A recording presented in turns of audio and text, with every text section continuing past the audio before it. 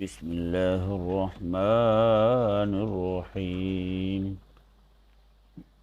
يا أيها الذين آمنوا لا تتخذوا اليهود والنصارى أولياء بعضهم أولياء بعض ومن يتولهم منكم فإنه منهم إن اللہ لا يهدي القوم الظالمین۔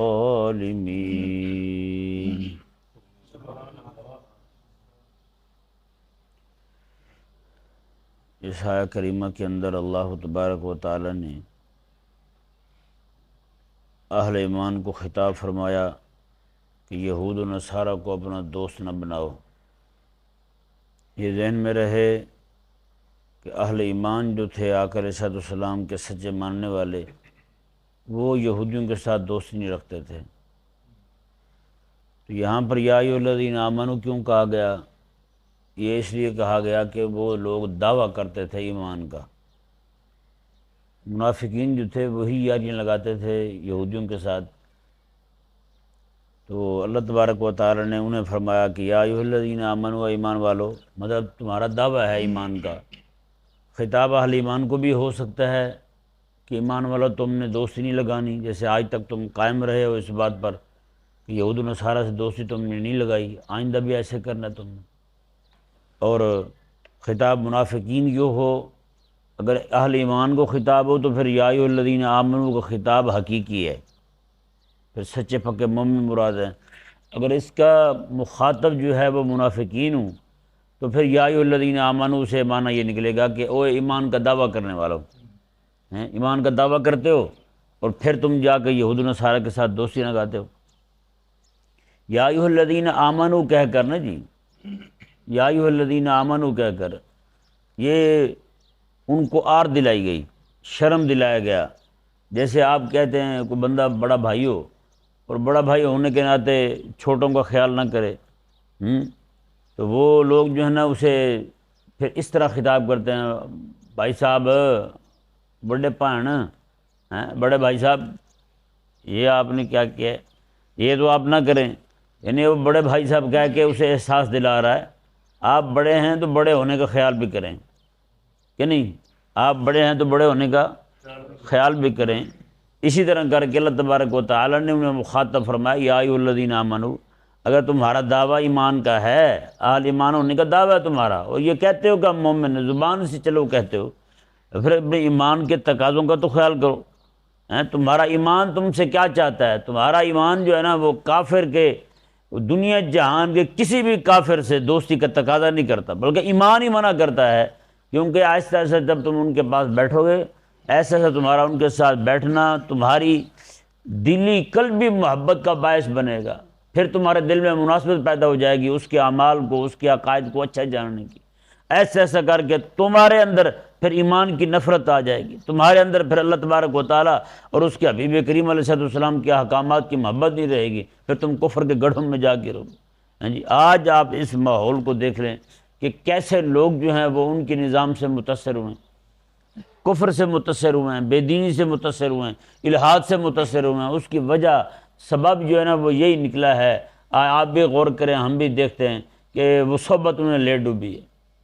اہل اللہ کیوں فرماتے ہیں کہ صحبت جو ہے نا بندہ مومن کو جو چیز صحبت دیتی نا شیخ کی، وہ کوئی اور شے نہیں دے سکتی، وہ وظائف، وہ اور چیز پڑھنے سے بندے کو حاصل نہیں ہوتا، وہ شیخ کی صحبت سے جو بندہ پاتا ہے وہی پاتا ہے۔ اسی لیے ہر بندے کو چاہیے کہ وہ کسی نہ کسی شیخ سے، اہل حق میں سے اس کا دامن تھام لے، اس کے ساتھ وابستہ رہے، اپنے آپ کو پیوستہ رکھے۔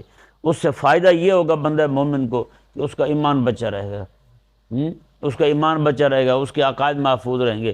اگر وہ جس طرح کر کے شیخ کی محبت جو ہے نا بندے کو حق پر قائم رکھتی ہے، اسی طرح کر کے بے دینوں کی جو صحبت ہے، بے دینوں کی جو محبت ہے، وہ بندے کو حق سے دور کر دیتی ہے۔ نہیں سمجھ آ رہا مسئلہ؟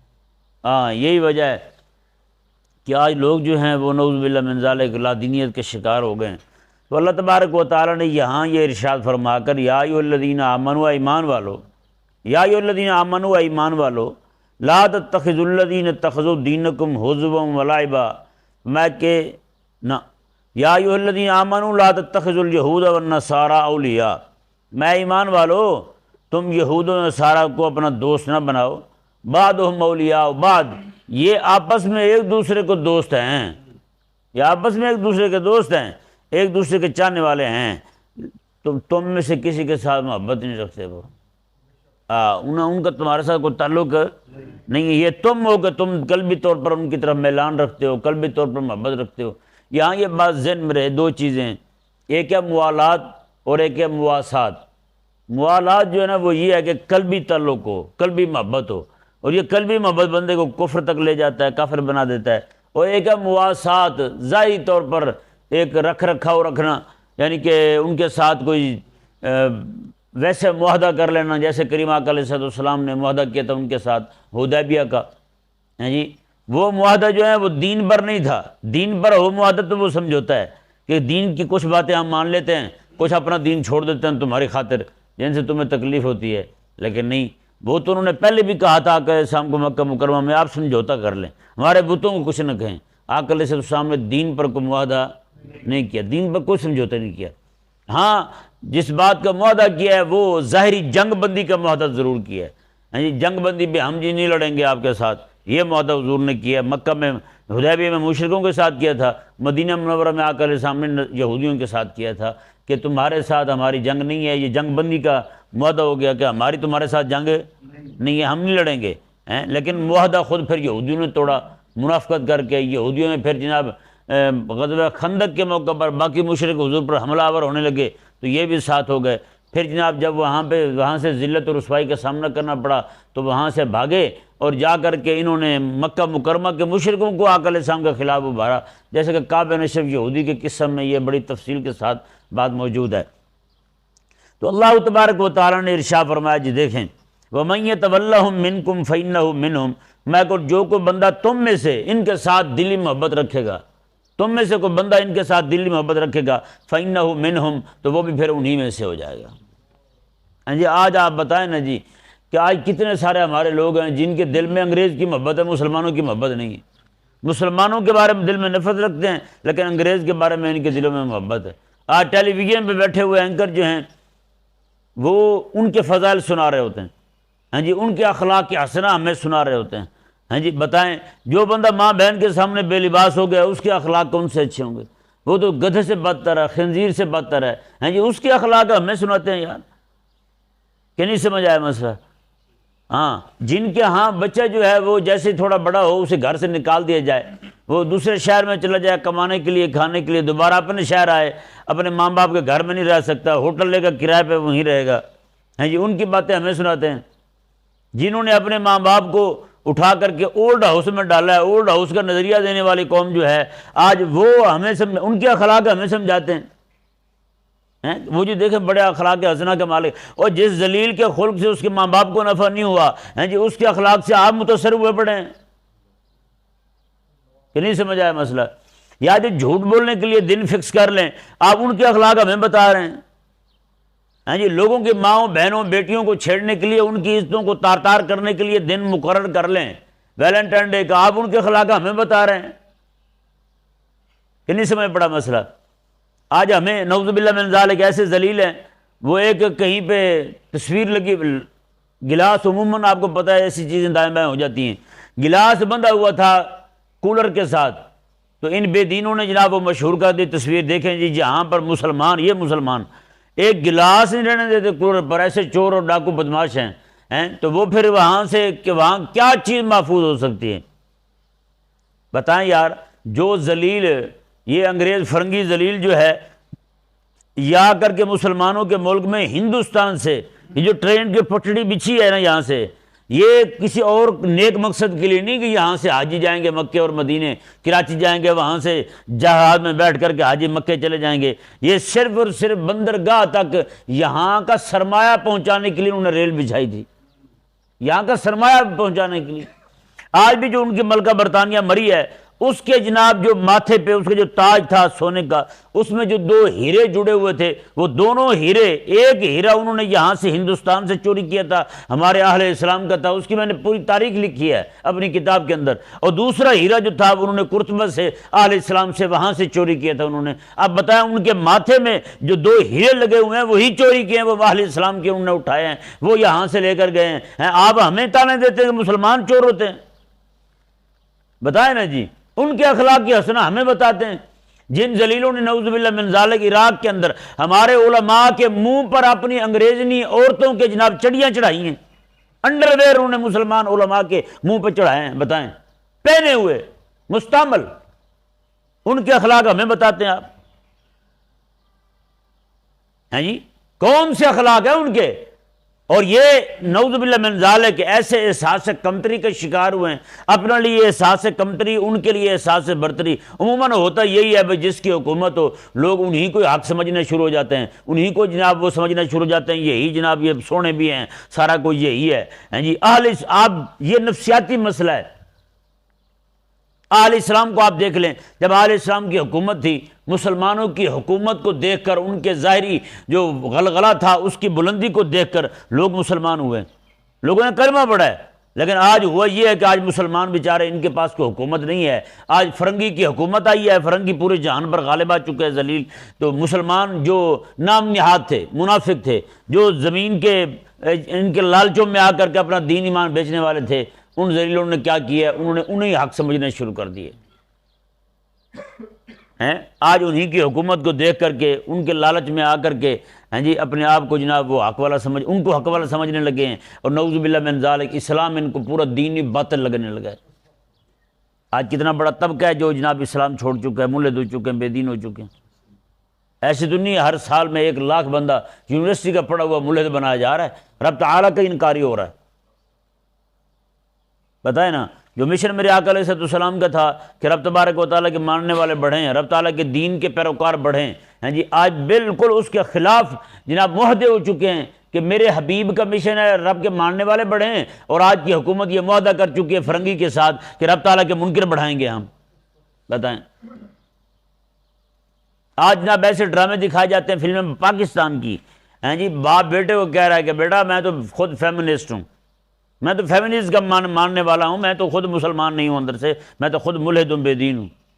بتائیں، جب ایسی باتیں جو ہیں وہ جناب نعوذ باللہ من ذالک ڈراموں میں، فلموں میں دکھائی جائیں گی، تو ہماری قوم تو آج کل یہی سمجھتی ہے کہ بھئی فلم و ڈراموں سے ہی دین ہم نے سیکھنا ہے، نہ قرآن کی ضرورت ہے، نہ ہمیں دین کی ضرورت ہے، نہ حدیث کی ضرورت ہے، ہمیں تو جناب امام جو خطبہ دے رہا ہے ہمیں تو اس کی بھی حاجت نہیں ہے۔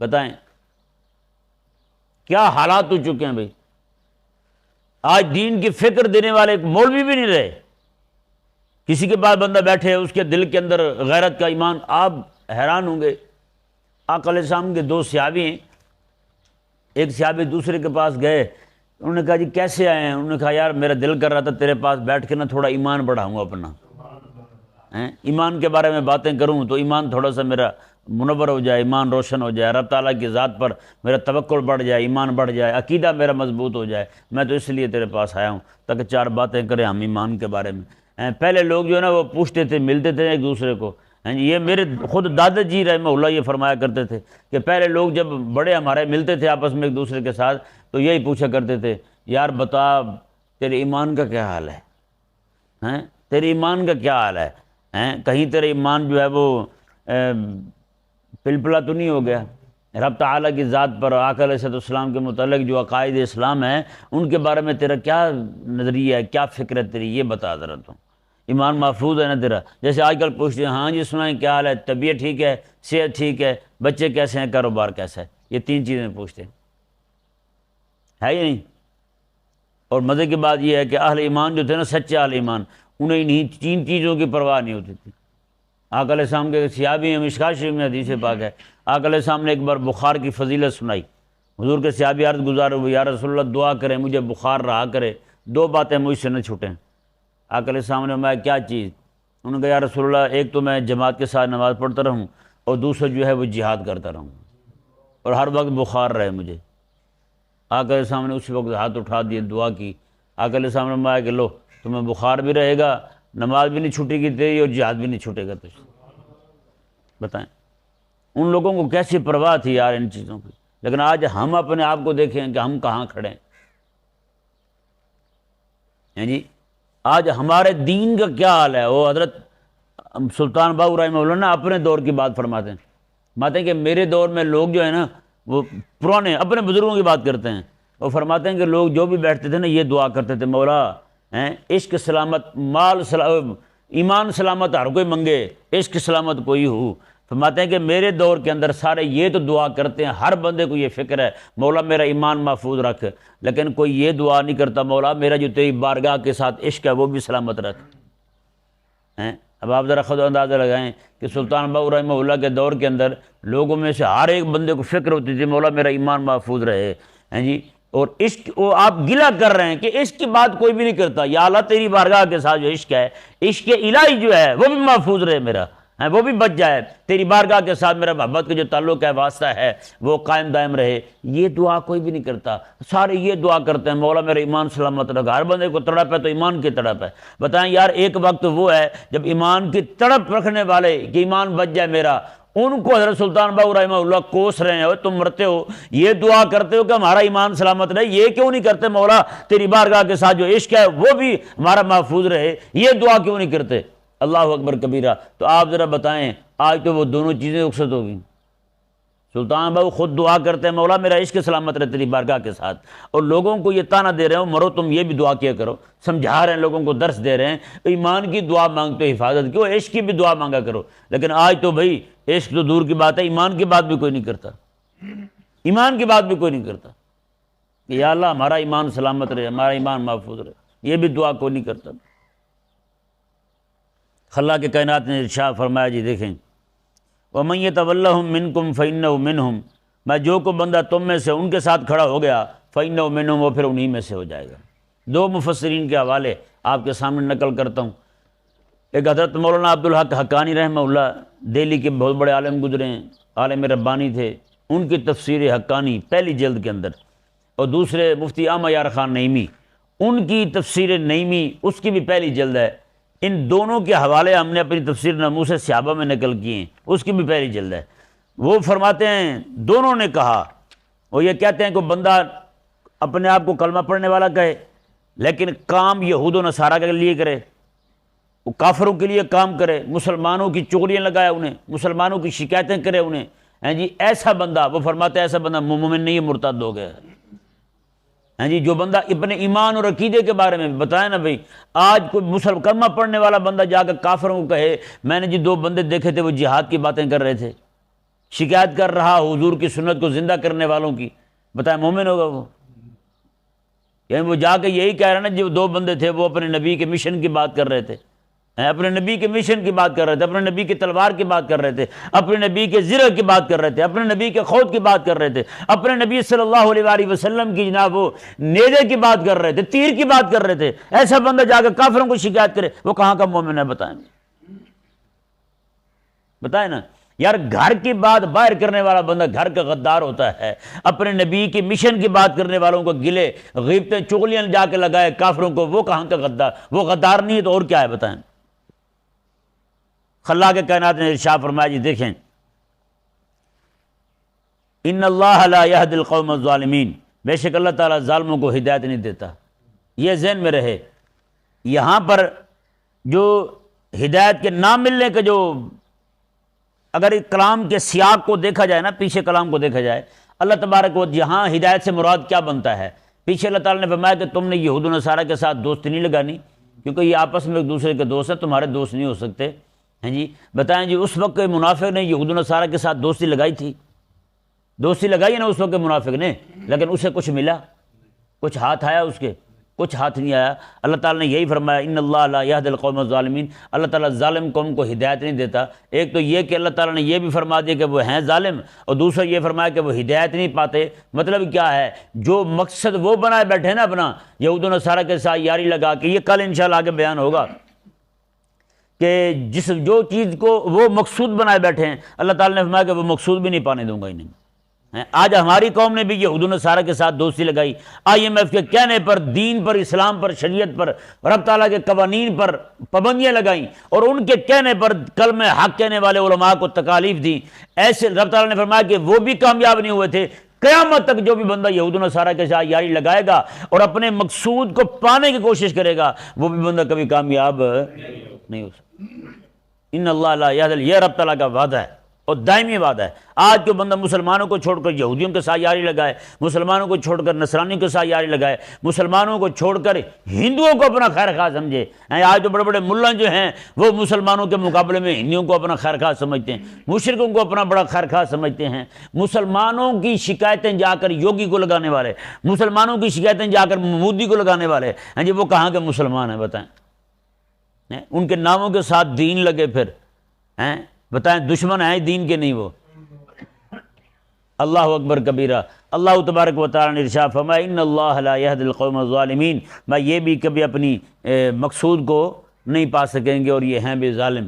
یہ آج بھی IMF کے کہنے پر انہوں نے دین پر پابندیاں لگائیں، لیکن ہوا کیا ہے؟ دن بدن یہ بھوکے ہو رہے ہیں، دن بدن یہ دلدل میں پھنستے جا رہے ہیں، دن بدن یہ جناب غربت یہاں آ رہی ہے، دن بدن جناب یہ دیوالیہ ہونے کے قریب ہوتے جا رہے ہیں۔ ہے یا نہیں ایسا؟ ہر چوتھے دن جناب تلوار لٹکی ہوتی ہے کہ اب ہوئے کہ کب ہوئے، اب ہوئے کہ جب ہوئے، ہے یا نہیں؟ تو اللہ تعالیٰ نے کیا ارشاد فرمایا؟ اللہ اکبر۔ یہ الفاظ جو ہے نا، یہ الفاظ ایسے جتنے بھی لوگ ہیں ان میں سے ہر ایک کے دروازے کے ماتھے پہ لکھنے چاہیے، ان اللہ لا یہدی القوم الظالمین، اللہ تعالیٰ ظالموں کو ہدایت نہیں دیتا۔ یہاں ہدایت سے مراد وہ نہیں ہے جو ہم نماز میں کھڑے ہو کے مانگتے ہیں، یہاں ہدایت سے مراد ہے ان کے مقصود کی جو ہے نا، وہ مقصود کو نہیں پا سکتے، وہ یہ جو مقصد ہے ان کا، ان کے ساتھ یاری لگانے کا، یہودیوں کے ساتھ، نصرانیوں کے ساتھ، رب نے فرمایا وہ کبھی بھی نہیں پا سکیں گے۔ یہ میرا بھی وعدہ ہے تمہارے ساتھ، یہ اہل ایمان کے ساتھ ہے، وعدہ ہے۔ اللہ تبارک و تعالیٰ سمجھنے کی توفیق عطا فرمائے۔